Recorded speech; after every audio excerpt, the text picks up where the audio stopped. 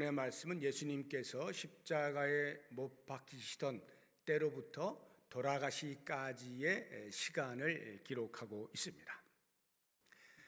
십자가에 못 박히시던 때가 오늘 본문에는 시간이 정확히 나와 있지 않습니다만 마가복음 15장 25절에 보게 되면 제3시라고 알려주고 있습니다. 제3시는 유대인의 시간으로 3시고요. 오늘날 우리 시간으로 보면 6시간 정도를 더하면 대충 맞습니다. 그래서 오전 9시쯤으로 생각을 하시면 되는데요. 그럼 돌아가신 때는 언제냐? 오늘 본문의 말씀에서 46절 보니까 제9시쯤에 이렇게 돼 있죠. 그리고 50절 보시면 예수께서 다시 크게 소리 지르시고 영원히 떠나가시니라 해서 9시쯤에 돌아가신 것으로 이제 나와 있습니다. 그래서 총 6시간, 아침 9시에서 오후 3시 정도까지 6시간 동안 십자가에 매달려 계셨다 하는 것을 알 수가 있고요. 그 십자가가 갈보리 언덕, 갈보리산, 골고다 언덕 이렇게 표현하는데 그 골고다 언덕 사형 집행 장소였는데 거기에 있었던 사람들을 오늘 본문에서 이야기하기를 54절을 보시게 되면 백부장과 및 함께 예수를 지키던 자들 해서 로마 군병들이 있었던 것을 알 수가 있고요.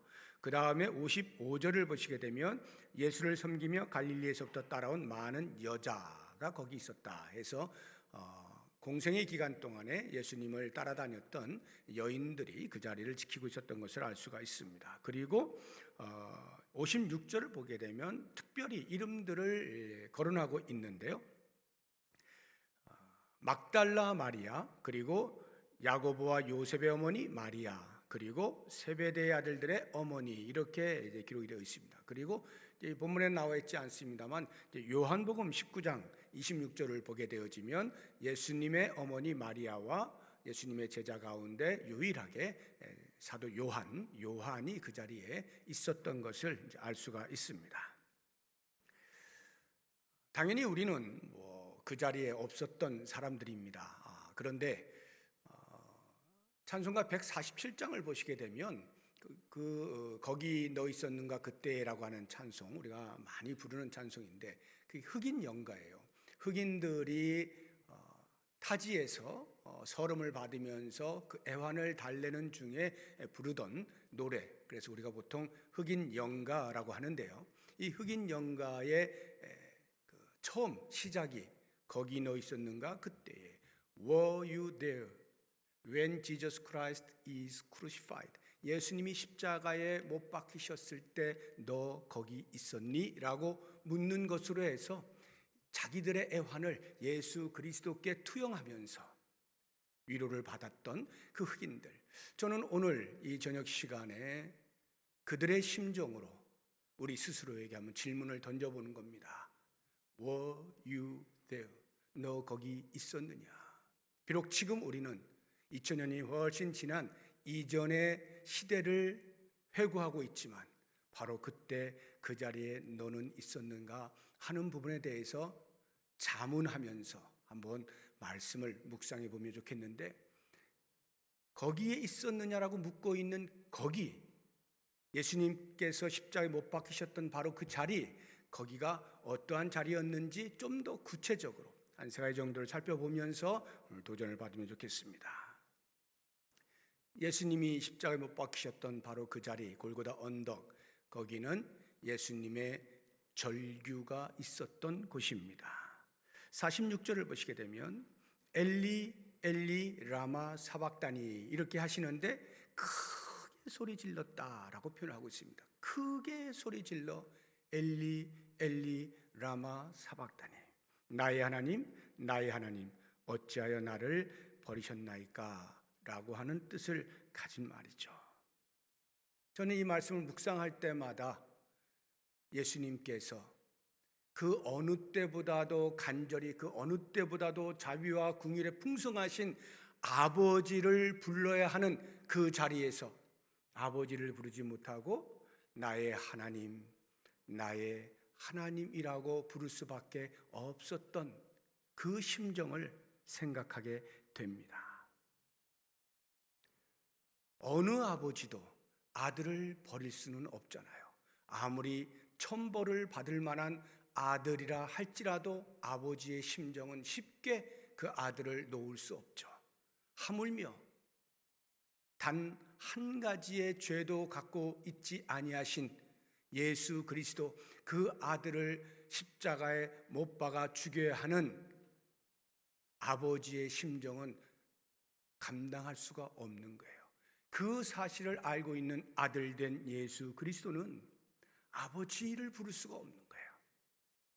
하나님, 하나님, 공의로우신 심판장이신 하나님을 찾을 수밖에 없어요. 모든 인류의 죄를 당신의 어깨에 짊어지고 십자가에 매달리면서 공의로우신 하나님께 처분을 맡길 수밖에 없는 그 심정을 가지고 나의 하나님, 나의 하나님 불렀던 그 자리, 예수님의 전류가 있던 자리, 무엇 때문입니까? 인간의 죄죠.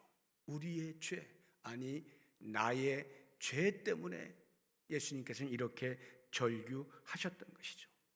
물론 예수님이 십자가에 못 박히시게 된 것은 자기 백성들의 무지한 십자가에 못 박혀야 됩니다, 못 박혀야 됩니다 외쳤던 그 소리와 조롱과 희롱과 폭행을 일삼으면서 잔혹하게 집행을 했던 로마 군병들에 의하여서 십자가에서 죽으신 것이지만, 어찌 보면 우리는 이 밤에 한번 묵상해 보자는 거예요. 혹시 내가 그 자리에서 무지한 백성들처럼 십자가에 못 박혀야 합니다 외치지는 않았는지, 큰 망치를 들고 대못을 예수님의 손과 발에 대어서 휘두르지는 아니하였는지, 이 밤에 우리가 한번 돌아보자 하는 것입니다. 사랑하는 여러분, 예수님의 절규가 들리십니까? 그래서 우리의 마음이 매우 안타깝고 예수님이 십자가에서 돌아가실 때에 당하셨던 그 고통들을 생각하면서 말할 수 없는 감정이입이 되십니까? 그런데 정작 예수님께서는요, 그 절규하심을 앞두고 십자가를 지고 골고다 언덕을 향하여 걸어가실 때 따르던 여인들과 사람들이 같이 엉엉 웁니다. 그때 예수님이 이렇게 말씀하셔요. 누가복음 23장 한번 보겠습니다. 27절 보시면, 또 백성과 및 그를 위하여 가슴을 치며 슬피 우는 여자의 큰 무리가 예수님을 따라가고 있습니다. 그때 예수님께서 말씀하셔요. 그들을 향하여 이르시되, 예루살렘의 딸들아, 나를 위하여 울지 말고 너희와 너희 자녀를 위하여 울어라. 우리 예수님, 어떻게 우리 선생님, 우리 스승님 아무런 죄도 없는데, 아무런 잘못도 없는데 왜 잡혀가 저렇게 십자가에 그 잔혹한 형벌을 받으시면 되는가? 엉엉 울면서 이제 앞으로는 어떻게 되는가? 엉엉 울면서 따라가고 있는데 예수님께서 말씀하시는 거예요. 나를 위하여 울지 말고 너와 너의 자녀들을 위하여 울어라. 무슨 말입니까? 이 밤에 우리가 예수님의 십자가에 못 박히시던 그 시간들을 생각하면서 얼마나 큰 고통 가운데 있었을까 눈물을 흘릴 때, 그것이 예수 그리스도의 고통에 동참하는 심정으로 울어야 할 것이 아니라 바로 그 절규와 고통이 바로 나의 씻을 수 없는 죄 때문에 있었던 일이라는 것을 알고 바로 그 죄 때문에 울 수 있어야 되는 거죠. 내 죄의 크기와 무게 때문에 울 수 있는 이 밤이 될 수 있기를 바랍니다. 그래야만 예수님의 절규하심의 가치가 있게 되는 거예요. 그렇지 아니하면요, 우리는 값싼 동정으로 끝나버리고 맙니다. 나의 죄를 돌아보고 울 수 있어야 내 삶의 평생을 어떻게 살아야 할지에 대한 답을 얻을 수가 있는 것입니다. 두 번째로 그 자리는 어둠이 있던 곳입니다. 어둠이 임하였는데요, 45절을 보시게 되면 제6시로부터 온 땅이 어둠에 임하여 제9시까지 계속되었다 해서 정오 12시부터 오후 3시까지 어둠이 임하게 됩니다. 3시간 동안 과연 이 어둠이 무엇을 의미하는가 생각해 보면요, 아마도 피조 세계가 예수님의 죽으심에 대하여 애도하고 있는 것이 아닌가 하는 생각을 해봅니다. 왜냐하면요, 인간이 타락하잖아요. 그 이후부터 그 아름답던 피조 세계도 전부 죄로 물들어 버립니다. 그래서 때로는 그 자연재해로 인해서 사람들에게 피해를 주기도 하고요, 자연 자체가 피해를 보기도 하고요, 몸살을 앓는 것입니다. 그래서 이 피조 세계는요, 타락 이후에 간절히 원하는 것이 있어요. 하나님의 아들들이 나타나는 거예요. 그게 무슨 말이냐면, 예수 그리스도 구세주가 오셔서 구세주 안에 사람들이 모여들어서 다시 회복되어진 사람들로 인하여 피조 세계가 회복되기를 간절히 원했다는 거예요. 그것이 로마서에 나옵니다. 8장 19절 보시면, 피조물이 고대하는 바는 하나님의 아들들이 나타나는 것이다. 그런데 그분이 오셨잖아요. 예수 그리스도가 이 땅에 오셨잖아요. 그런데 사람들이 그 예수님을 알아보지 못해요. 그리스도인 줄 알아보지 못하는 것입니다. 그리고는 오히려 십자가에 못 박는 어리석은 군상들을 보고 피조 세계가 눈물을 흘리지 않을 수가 없는 거예요. 어둠은 곧 피조 세계가 그리스도의 죽음을 애도하고 있는 것이다. 마치 우리가 장례식장 가면 검은 옷을 입고 애도를 표하는 것처럼 말이죠. 그런데 이것은요, 예수 그리스도의 죽음에 대한 책임이 다름 아닌 바로 너희들에게 있다라고 피조 세계가 우리 인간들을 향하여 고발하고 있는 모습과도 같은 거예요. 어둠을 통하여서 우리 인간의 죄가 어떠한지를 보여주고 있다 하는 거예요. 그런가 하면 또 다른 한편으로 이 어둠은 하나님 아버지의 고통하는 마음을 대변하기도 합니다. 왜요? 사랑하는 아들을 외면할 수밖에 없는 고뇌, 그 고뇌의 표시가 어둠이라 하는 것입니다. 차마 백주대낮에 아들이 죽는 것을 보실 수가 없는 거예요. 도무지 보실 수가 없는 거예요. 그래서 어둠을 주는 겁니다. 난 도무지 볼 수가 없다. 그런데요, 또 다른 면으로 보게 되면 그리스도의 죽으심을 볼 수가 없어서 어둠이 내린 것이 아니라 어쩌면 하나님께서는 당신의 마음이 지금 어둠이다라고 말하고 있는 것인지도 몰라요. 내가 지금 어둠이다. 온 인류를 구원할 구세주가 죽는다라고 하는 당신의 마음을 나타내고 있는 거예요. 우리는 이 밤에 바로 그 자리, 어둠이 임하였던 그 자리, 하나님 아버지의 갈갈이 찢겨나가는 그 마음, 흑암과도 같은 그 마음을 보면서 무엇을 생각해야 됩니까? 나의 죄 때문에 그러한 일이 일어나게 되었는데 바꾸어 생각해 보면 우리 인간을 향한 하나님 아버지의 사랑이 얼마나 지독한가, 얼마나 지독한 사랑을 하고 계시는가, 그것이 어둠을 통하여서 보이는 거예요. 온 세상은 어둠이에요. 그런데 그 가운데서 한 줄기 빛이 있도록 만드시고야만은 인간의 구원을 향한 하나님의 지독한 사랑이 그 어둠 속에 있었다는 것을 우리가 볼 수 있어야 돼요. 그래서 이 밤에 우리가 십자가를 묵상할 때마다 감사와 감격이 있어야 하는 거예요. 마지막 세 번째로 그 자리는 어떤 자리였느냐? 죄의 장벽이 허물어진 곳입니다. 죄의 장벽이 허물어진 곳. 예수님께서는 극심한 고통의 외침 후에 돌아가시고 50절 다시 보세요. 예수께서 다시 크게 소리질러요. 앞서서 엘리 엘리 라마 사박다니 큰 소리로 절규하시잖아요. 그리고는 이제 돌아가시기 바로 직전에 다시 한번 절규하셔요. 그리고는 숨을 멎으셔요. 영혼이 떠나가십니다. 놀라운 것은요, 예수님의 영혼이 떠나감과 동시에 성전의 휘장이 찢겨져 둘이 되었다는 사실입니다. 51절 보십시오. 이에 성소 휘장이 위로부터 아래까지 찢어져 둘이 되었다. 여기 말하고 있는 성소 휘장이라고 하는 것은 성소 안에 더 안쪽으로 지성소가 있었어요. 성소가 바깥쪽이고 안쪽이 지성소예요. 3분의 2, 3분의 1의 크기를 가지고 있어요. 전체 성막 안에. 그 성소와 지성소 사이에 휘장이 가려져 있었던 것입니다. 지성소에는 하나님의 언약궤, 그 위에 덮개에 그룹이 날개를 펴고 그 사이에 하나님께서 앉아 계신다 해서 속죄소 시은좌 이렇게 불렀어요. 하나님이 앉으셔서 은혜를 베푸시는 장소란 말이에요.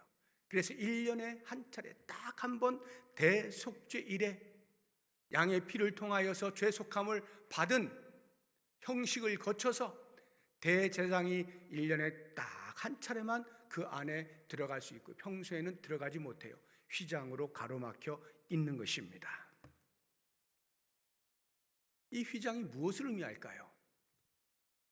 거룩하신 하나님 앞에 죄인된 인간이 감히 나아갈 수 없다는 거예요. 즉 죄를 안고 있는 인간은 거룩하신 하나님과 관계할 수가 없다. 관계의 단절을 의미하는 것이 휘장이었어요. 이 말씀을 드린 것처럼 오직 한 차례 죄 속함을 위한 제사를 드릴 때 허용되는 것 외에는 절대로 그 안에 들어갈 수가 없어요. 인간과 하나님의 단절의 표시가 바로 이 휘장이었어요. 그런가 하면 반대로 만약에 휘장이 없다면 어떤 일이 벌어질까요? 거룩하신 하나님께서 죄 있는 인간들을 바로 심판을 하시겠죠. 징벌을 하시겠죠. 휘장을 통하여서 하나님이 말씀하시는 거예요. 내가 너희들 당장 죽어 마땅하지만 잠시 유보한다. 우리의 생명을 잠깐 봐주고 계시는 그 의미로서 휘장이 쳐져 있었던 겁니다. 그런데 놀랍게도 예수 그리스도의 죽으심과 더불어서 이 휘장이 가졌던 기능과 의미가 한순간에 사라져버리죠. 하나님과의 막혔던 단절된 관계가 예수 그리스도로 말미암아서 다시 회복이 되었다는 것이 이 휘장이 찢어짐의 의미예요. 그런가 하면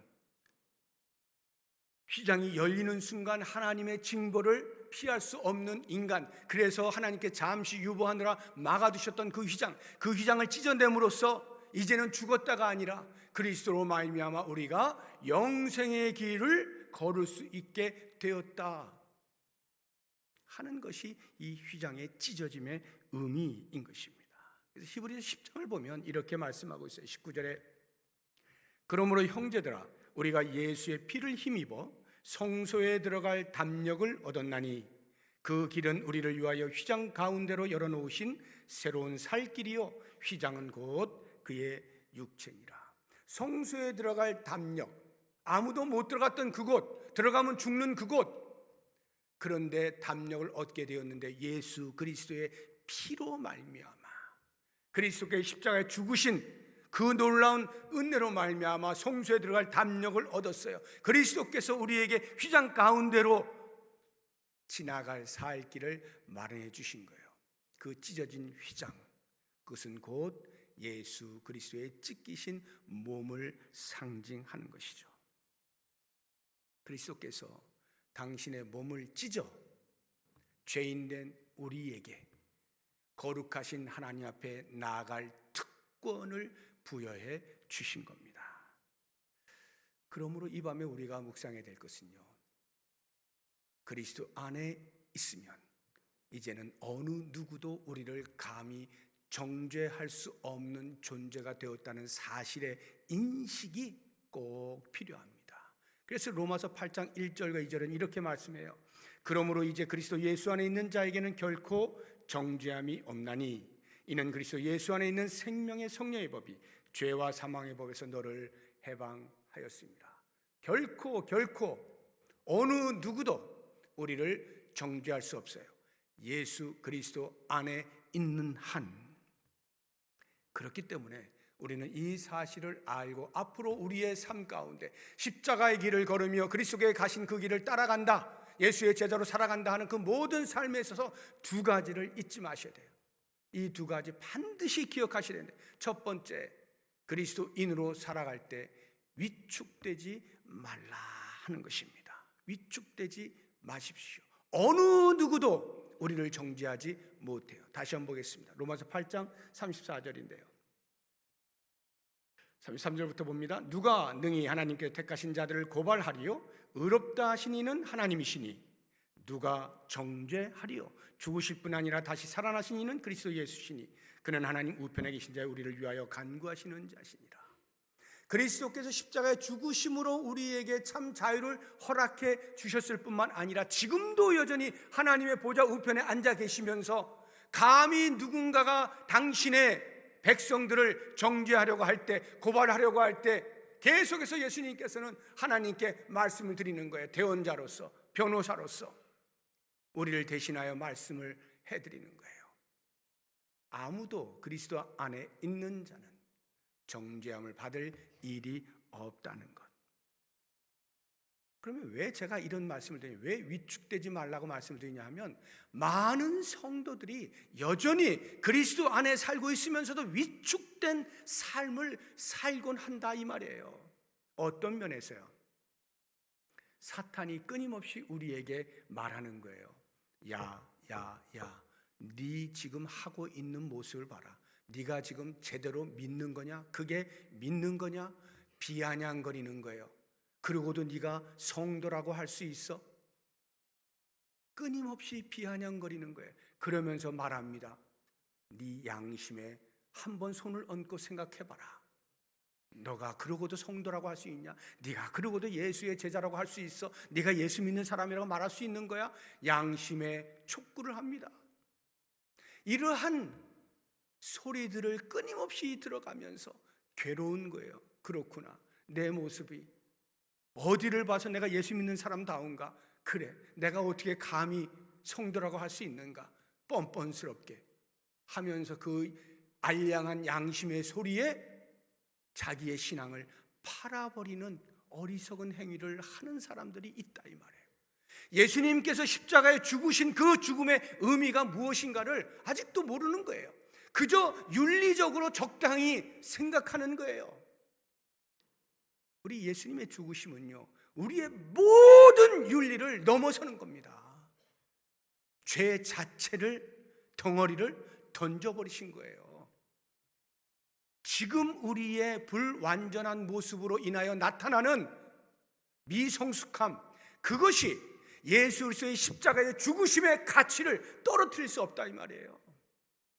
이미 우리가 저 하늘나라에 가기까지의 모든 삶에 대하여 그리스도께서 십자가에서 이미 어떠한 삶으로 살게 될 것을 정하여 놓으셨는데, 하나님의 아들로 살 수 있는 권세를 허락해 주셨는데, 우리가 스스로를 돌아보면서 미숙한 자기의 모습 때문에 그리스도의 십자가의 능력과 가치를 함부로 폄하하는, 겉으로 볼 때는 상당히 양심적인 것 같고 양심적인 고백을 하는 것 같지만 사실은 그리스도께서 하신 일을 정확히 알지 못하는 믿음 없는 모습이에요. 우리는 세상에 대하여 절대로 위축된 삶을 살아야 할 사람들이 아닙니다. 어떤 경우에도 당당하게 사는 사람이에요.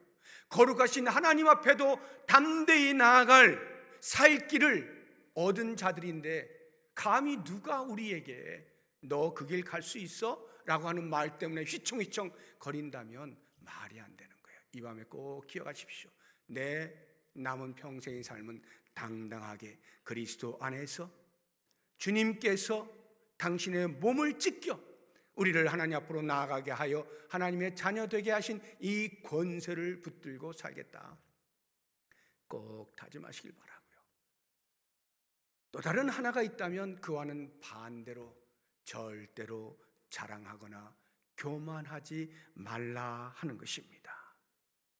우리 오늘 찬송 가운데에서 첫 번째 부른 찬송, 이 성경 구절을 가지고 아마 작시를 한 것으로 생각이 드는데, 우리 고린도전서 15장 10절을 보시게 되면 사도 바울의 고백이에요. 그러나 내가 나 된 것은 하나님의 은혜로 된 것이니 내게 주신 그의 은혜가 헛되지 아니하여 내가 모든 사도보다 더 많이 수고하였으나 내가 한 것이 아니요 오직 나와 함께 하신 하나님의 은혜로라. 주눅들지 않고 당당하게 산다는 것이 교만하게 살 수 있다는 말이 아닙니다. 우쭐거리면서 산다는 말이 아닙니다. 오직 내가 나 된 것은 그리스도의 은혜다. 하나님께서 그리스도를 통하여서 주신 은혜로 말미암아서만 사는 것이다. 내가 아무리 수고하고 애를 쓰고 내 몸을 던져서 위대한 일들을 행했다 할지라도 절대로 자랑할 것이 없는 이유는 주께서 나를 사랑하사 당신의 몸을 던져 희생하여 구원하여 주셨기 때문에 그 은혜로 사는 존재일 뿐 다른 그 무엇이 아니다. 그러므로 사랑하는 성도 여러분, 이 땅을 사시는 동안에 주님께서 여러분들에게 맡기신 사명들, 모양들은 다르고 크기는 다르고 정도가 다르다 할지라도 전부 각각 가지고 있는 사명들이 있어요. 그 사명을 완수해 감에 있어서 누구와 비교하지 마십시오. 나는 이만큼이라는데 저 사람은 왜 요만큼이라나, 이런 비교하지 마십시오. 그저 우리에게 주어지는 것은 은혜에 합당한 충성과 순종만이 있을 뿐이에요.